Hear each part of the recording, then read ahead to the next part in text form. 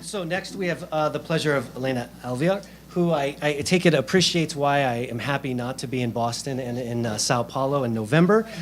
She received her LLM and JSD from Harvard University. She's currently the dean at Los Andes in Colombia and has been previously there the director of the doctorate and master's in law program. She's published many things that I have read in law and development, public law theory, critical approaches to law, including gender and feminist theory and constitutional law. She's taught at universities across the two hemispheres, the University of Wisconsin, Brown, Puerto Rico, and in Costa Rica. She's been an author also in technical areas of law and administrative law, as well as in law and social theory. So I hope you all join me in welcoming her today. Elena.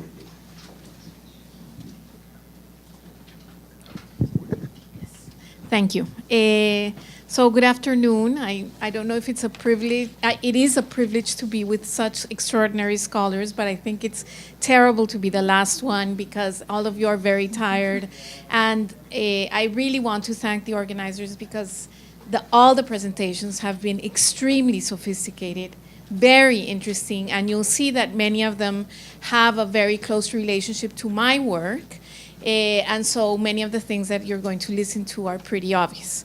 I wanted to thank the organizers as well, especially Marta, who is a scholar I deeply admire, and this institution that every time I come, I think I have to learn Portuguese. I never get around to do it, but I hope in my post-dean life I'll be able to get to that.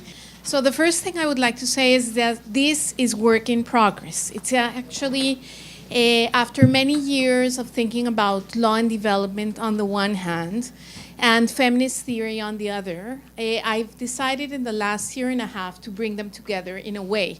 I've published on Familias en Acción, which is a similar program to Bolsa Familia, so I loved your presentation, and actually my work has some resonance to it. But this is an effort to understand issues that have to do with economic development, social policy, the family, and the distribution across gender lines. As I've told you, it's work in progress, so any comments, critiques, everything is welcome. So the first is we've talked about this a little bit during the day, but I call this feminisms. This is mostly of the Colombian this is a picture of the different debates of feminism in Colombia, but I think some of the issues that have been discussed here, for example, the presentation done this morning by Professor Pinto, yes, about women in corporate world could be, so most of the presentations you could fit them in one of these areas of feminism. What I want to, I'm going to go very quickly by this chart, but what I want to, what the chart wants to show, actually, is that after many, the question that has bothered me during all my academic career is why is it that notwithstanding progressive laws, you don't get progressive results? And I don't like the answer that, oh, of course, the powerful always win, and so the powerless always lose, and so that, no. I want to look into the law. I want to understand it from a legal perspective, not from a perspective of material, of the people who control the law, but what happens within the law. And so what I try to do is that one of the problems, so I will take an example. Very common problem, we've talked about it here. Why is it that men and women earn different, right? Why is it that men consistently in every nation you look into, you know, developed, underdeveloped, they earn more? And for example, in the Colombian case, since 1949, the labor code establishes for equal work, equal pay. And so my work is trying to see not the answer in terms of discipline, so not just look at labor law, but look at the interaction between family law, economic development, social policy, in order to understand how that distributes resources that ends up being a bad distribution of resources for women. So it's mostly a historical research, the one that I'm engaging in now. Historical, and I would call it legal. I wish it were more ethnographic, but it's much less of that. And what it tries to do is to show that during different periods, the identities created by economic development agendas specifically distributed resources across gender lines that made women's bargaining power within the household more or less. So, for example, during the mid-20th, from around the 1940s up to the late 1980s, the main economic, and Professor Lena, if I may, Of course. talked a little bit about economic development models as well. The import substitution industrialization development model was clearly male-oriented, right? It created jobs for men. It distributed resources, social security resources that were talked about before, to men. And in the idea that whatever happened to the man, the same luck would follow for the family, right? So the family was a natural and cultural fact previous to any legal regulation. And the law's role was simply so the family was understood, and this is the following thing. The family is a black box, right? So you have the family, whatever economic development policy and social policy that's linked to it would benefit all family members equally. Actually, and the male breadwinner was the paterfamilias, who was generous and caring and loving, etc. I have, just because this is a historical research and I've had so much fun seeing the different definitions, I have a few quotes that are of the economic development plans of the time. So in the 1970s, development is the achievement. So it's really interesting that these were conservative governments, but conservative in terms of how they understood the family, but not conservative in terms of how they understood the distribution of resources, which is very interesting. And I think that maybe in other Latin American countries that would be the same. You have a political party that is very conservative in terms of we want to strengthen the family, women should stay in the family, but they're very progressive socially. They believe in the redistribution of resources. So here is a quote of economic development plans during the 70s. And it had a whole idea that, the family was a unit and that policy intervention should be geared toward the unit. Now, starting the late 70s, they begin to discuss progressives, that in the Colombian case are liberals, start to say, wait a minute. This idea that women are staying home and men are out there working and that they come back, and that's not true. We're looking at the numbers, and actually, women are entering the labor force more and more. And so here in the late 1970s, you get a break where the conservatives continue to think what you have to, so the social policies for conservatives were let's do something, but to prevent the disintegration of families, right? We can't avoid women going out and working, but we don't want families to suffer, right? So the main idea was, whereas progressives who were liberals, and by progressives I don't mean Marxists or socialists or anything, Colombia is a very conservative country, but the progressives said, we need to design public policy so that women have equal access to the job market, right?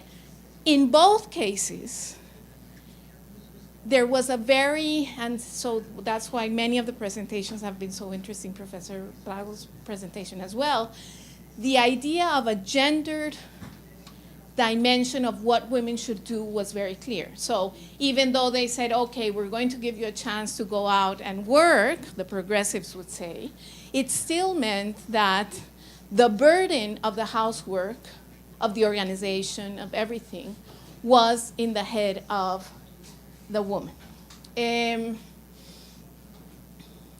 So this is a quote that I think. Now, here I brought a quote from the National Development Plan of the 80s, where what they're saying is, you know, as I said before, oh, a lot of women are entering the workforce. This is not so good, but what are we going to do about it? How are we going to protect the families? And so they create child care centers. This is the time at which a lot of child care centers are, public child care centers are created, and such.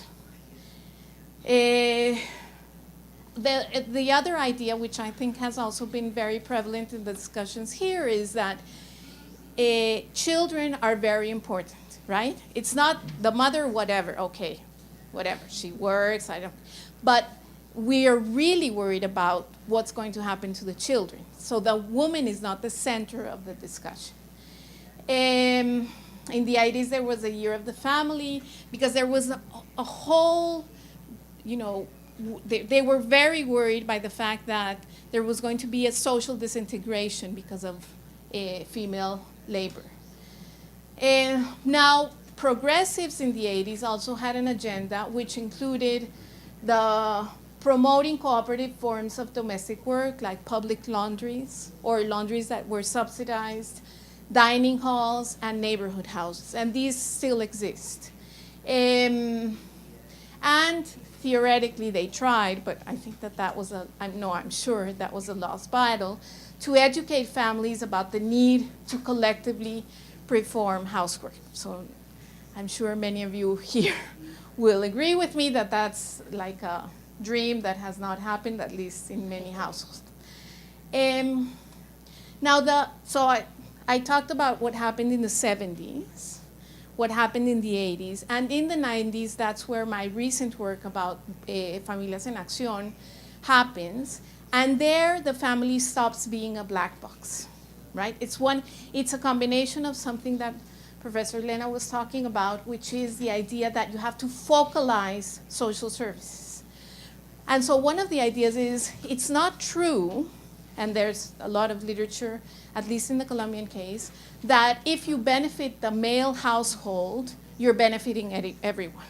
Actually, a program like Familias en Acción starts from the opposite premise. It's that only if you help the women, you're going to help the household. Now, there's also a shift, as Professor Lena described before, you know, in the idea that it was the state who should provide social welfare, and now it's only in the cases of those who can't enter the market that you can provide that. But the real change is that the idea that the family are individuals, and that if you benefit some of these individuals, like mothers and children, you're going to benefit the whole family. Now, as was described before, I'm actually going to go to the next one. As was described before, the program is very few resources. So there's this whole myth that was talked about before as well, that they say, oh, women, they're going to have more children because they want to have more Familias en Acción. That's not true. It's not true here, and it's not true there. But also, in Colombia, it's around $150. The maximum amount they can get, I think, is like $180 per month. So what are the critiques? So now one could say that it's a good thing, right? It was a bad thing that it was a black box.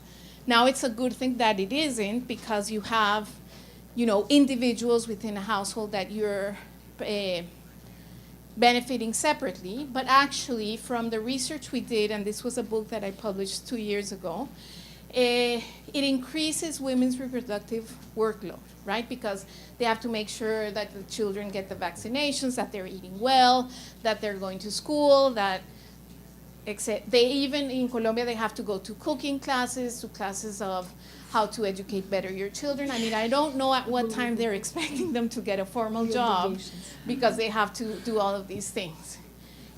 Women are empowered, and this is a beautiful result of the presentation. I'm very privileged to have heard it, but women are empowered in a way that is related exclusively to their role as a mother or caregiver.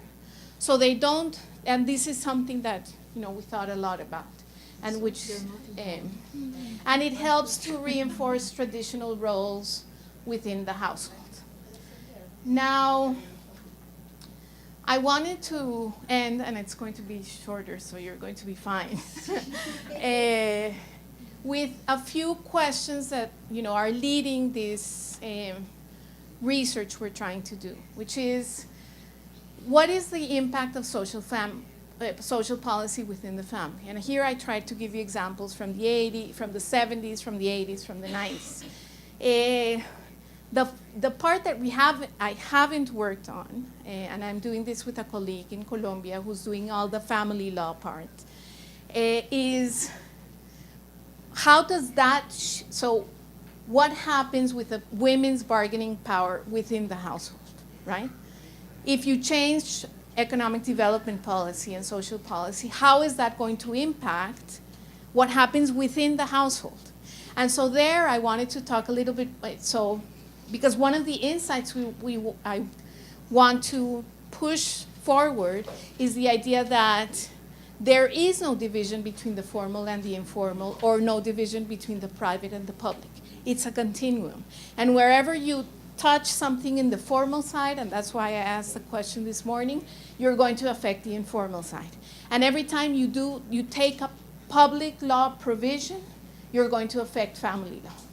And so that's what are the arrangements and cultural institutions that have kept the family as a target of social policy in Colombia, which is also a very interesting question. Why the family? I mean, now they say mothers, but generally the discourse is always the family, even though in the economic side of the equation, actually a family is a very different definition from the social policy one, because in the economic side, at least in Colombia, it's the household.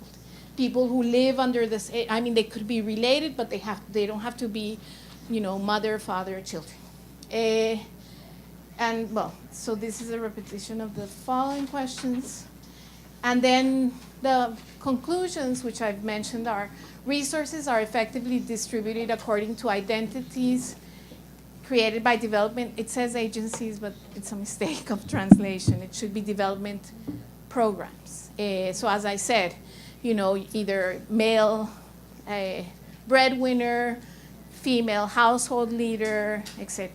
And social provisions operate mainly based on dichotomies, such as, which is something that I want to critique, and that's what I was talking about before, dichotomies such as employed, unemployed, worker, care provider. And I think this is, as you saw, the title of my presentation says A Feminist Account. And when this is another impulse of my work, which is that I want to critique the progress narrative that has characterized how feminists relate to the evolution of the welfare state in Colombia as a relatively, each time we're better. Before we didn't have equality in the Constitution, now we do. And I actually want to move away from that and emphasize the distributive impact of the interaction between the public and the private, as I said. The legal framework can affect women's negotiation within the household, and social transformations are somehow rigid, even though there could be very progressive norms, especially in terms of gender equality. And that's it.